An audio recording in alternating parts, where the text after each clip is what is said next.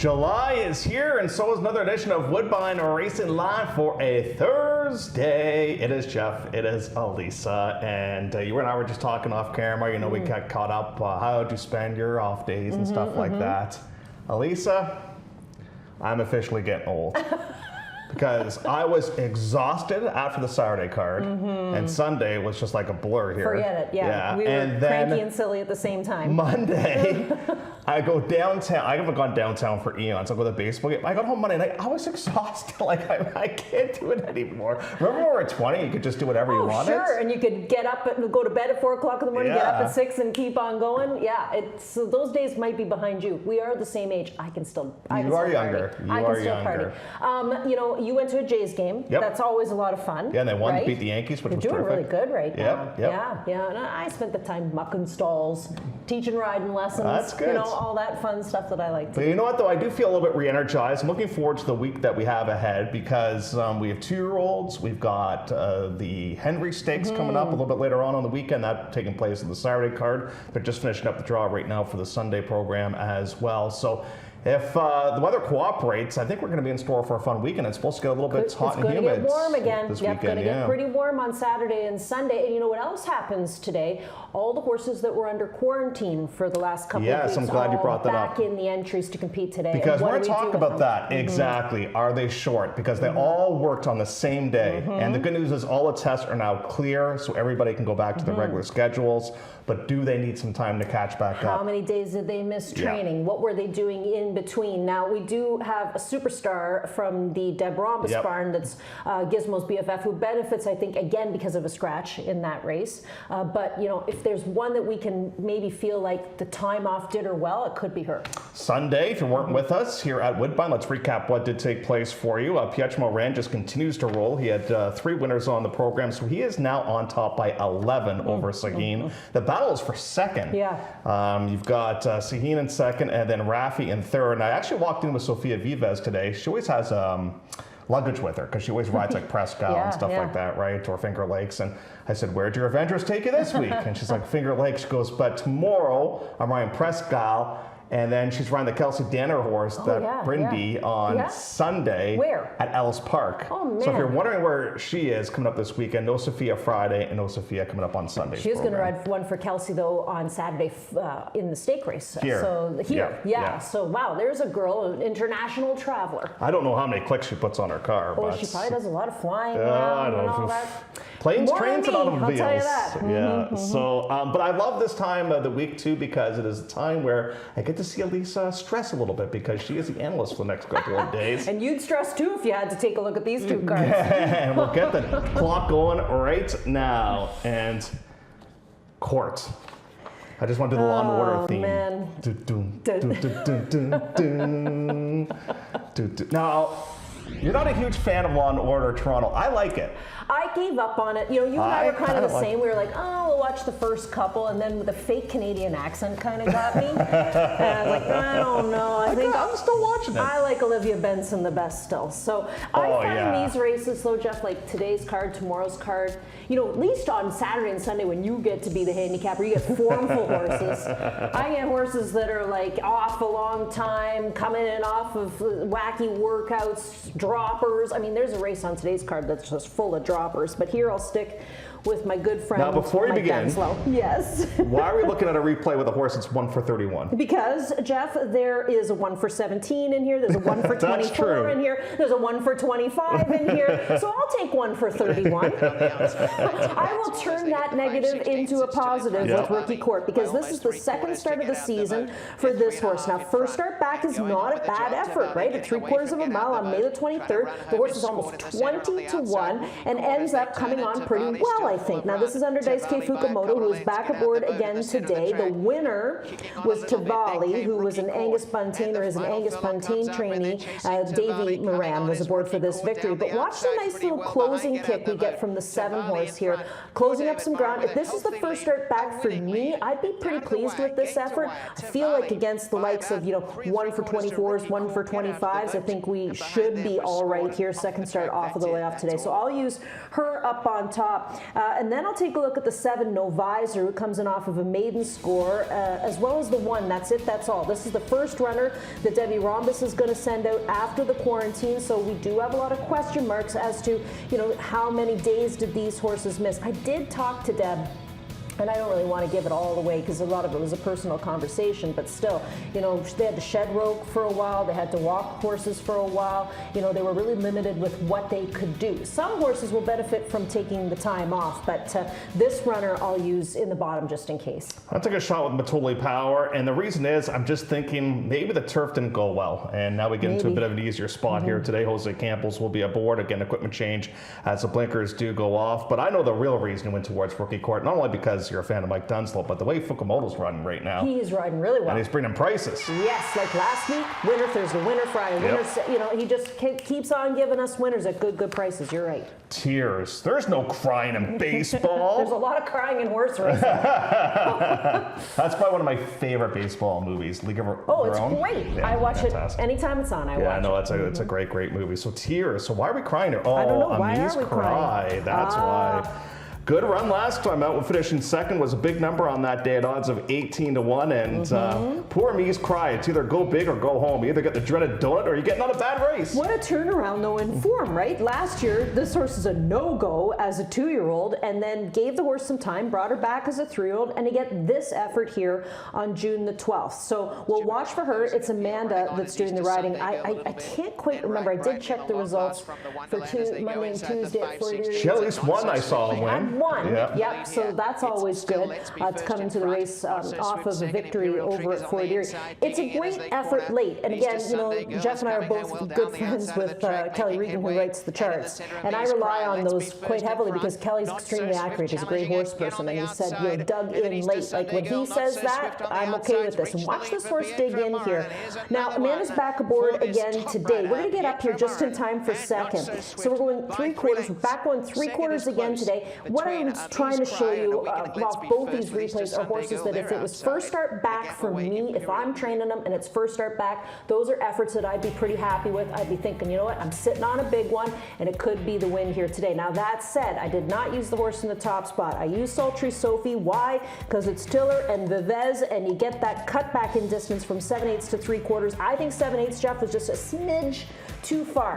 And I think 3/4 is what we want to do. We'll get a reference right away too because No Visor, who beat this horse last start out, is in the opener on the program. So I went to 8-7. I'm going price shopping. I'm going towards Brazilian Legacy in here for a good jockey trainer combo. Look at the work tab with this horse coming back. Very, very consistent. This horse works 48 seconds in her sleep. All the time. All the time. 48, 48. Isn't that interesting? So I just hope that maybe she's kind of turned the corner a little bit this season. Well, you never know. And we've seen Pietro riding for Tino and they've been doing very well together. Yeah, so I'll take a shot with the 7. You're going towards Sultry Sophie, who I totally understand. Scary Boo, we have the Bug Girl aboard here today. We'll see if that one's able to I'll win tell you with something John I'm Bettini. not crazy about on Scary Boo, Jeff. Just because we have a Bug Girl, she's brand new, brand new to us. We've only seen her ride the one race so far. I'm not crazy about the fact that this horse gets out on the turn. And can't break. Can never break. First can't break. Second is 6 wide on the turn. 4 to 5 wide on the turn. I'm a little bit worried about that. No, today. that's valid for sure. Race number 2 will start off the pick 5 as we now look at a hot barn here. So which barn are we focusing in on that is kind of rolling right now coming up in race number 4? You guess. So we're looking at the 4th, and there's a million Catherine Day Phillips is hot right she's now. She's hot, yeah. Kevin, I don't think ever cools down. No. What have we got in here? John Ross, can't do anything wrong. Sitard's rolling right now. Okay, well, you hit one of them, and it's John Ross. Okay. And this, my cash factor's at 10-1. Are you kidding me? 10-1. So I started looking at this one, and I always draw arrows down or arrows up. Yep. They're coming up, they're coming down. I got 1, 2, 3, 4, 5, 6 horses with the down arrow here in this race. So lots of droppers, and some of them I think have been kind of disappointing. Like, for example, One Jab Too Many. Disappointing. Yep. I would think last start out when finishing in 4th, now dropping in for $25,000 here today. Some of these horses, unfortunately, when they broke their maidens, they lost their best friends. Horses like Peggy, you could give an argument for her that way. What's interesting with Peggy is that she gets Moran. Moran had been riding the 6, Twisting Pistons, on a regular basis and won with that horse. He opts to go to the 4. Zero Ford picks up the call with the 6, Twisting Pistons. But my cash factor, to me, with the drop, has some of the better references to look at. You got Speedy Freeze, who was a really nice winner from the Ron Sadler barn, right? And then Miramichi, who I thought ran a bang-up race on, what was that, Saturday or Sunday? I can't quite remember. It all kind of rolled into one. But Miramichi ran a hell of a race in the last start out in a dogfight, just got beat. So that's a good reference for me. And of course, you get the lucky touch of Mr. Robert Geller. My cash factor reclassified. I'll take a shot with Perry Winkle. First time on the turf. The mare won on grass. I think temperature's okay when it comes to racing on the turf, and now they're in for 25. I find that Alan Bill Welling, they have been really aggressive with the race placement with a bunch of horses in here. They probably have a lot, and they have to start to sort through. One that we jumped off the other day that beat us was Pierre, right? That one came back and got us. But he just wasn't impressing me. And the other thing too on some of these horses we're looking at in this race, there's lots of jockey juggling going on in here too. Like just to add one more thing to my cash factor, Fraser Abley gets aboard for the first time today. Well, second time today. He was aboard actually when this horse broke his mate. So one of the best stories that we've had so far this year has been a horse by the name of Gizmo's BFF. She became the first 3-time winner of the meet here at Woodbine. Now she's looking to become our first 4-time winner.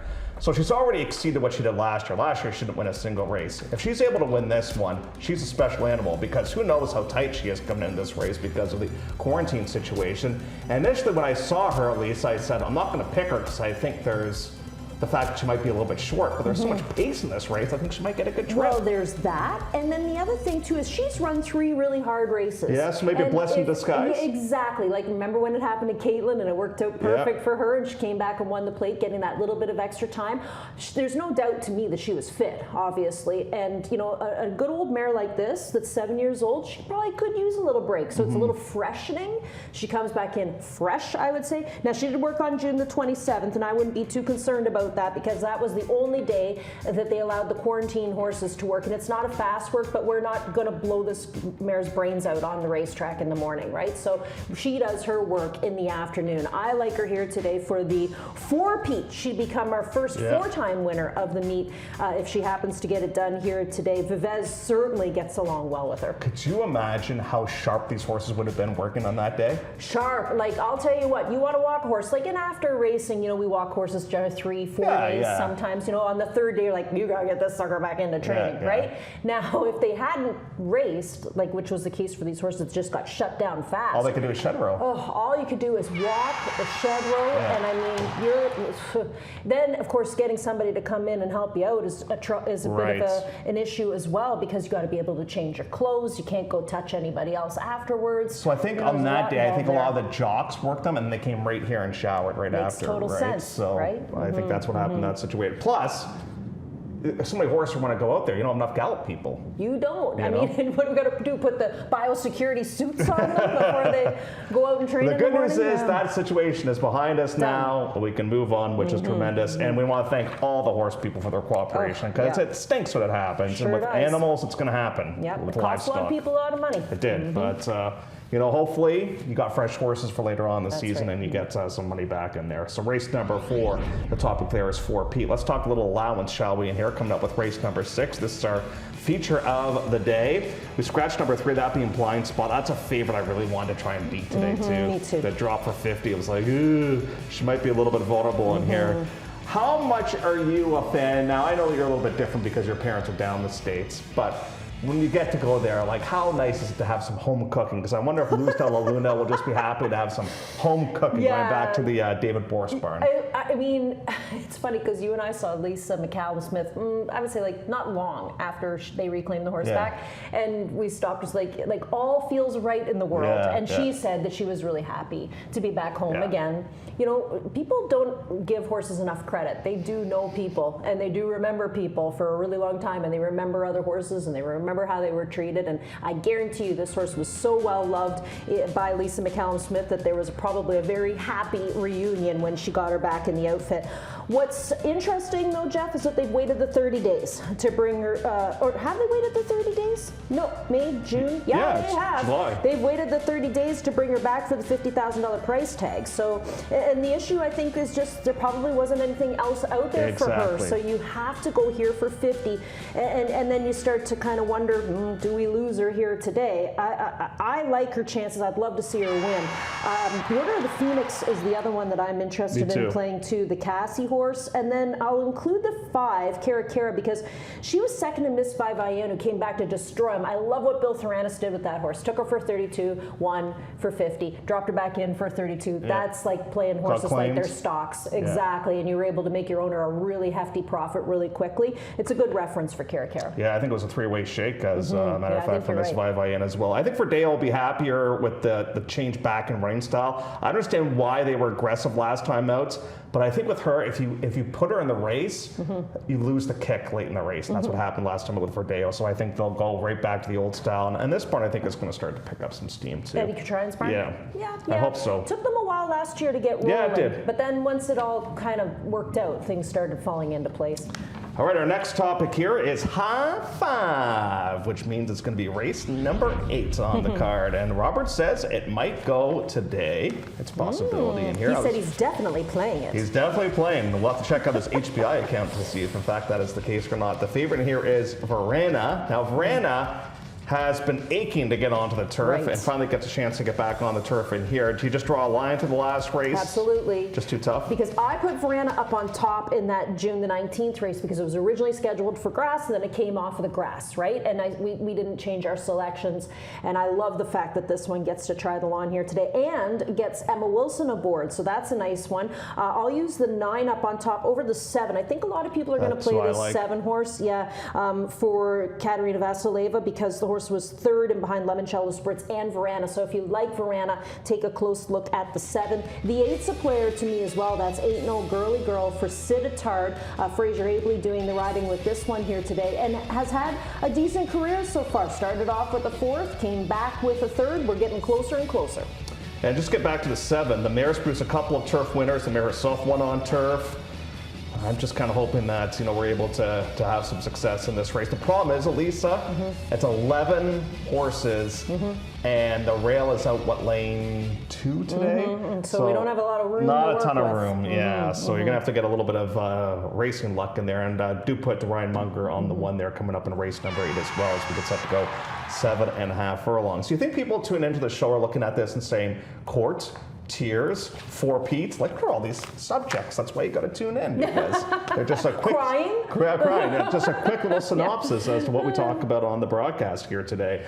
Plays of the day. Let's talk about those because we have some plays in here, and you, my friend, are going to go first. Well, I got Symbol Court in the 3rd race on the program. That's my ready off the rest horse. And we didn't talk about the 3rd race on the card today, but that's the 15 non-3, and that's a horse who's dropping for Sid Attard. And once again, Fraser gets the call there. My cash factor at a good price is going to be a straight win bet for me for the Hot Barn John Ross's outfit.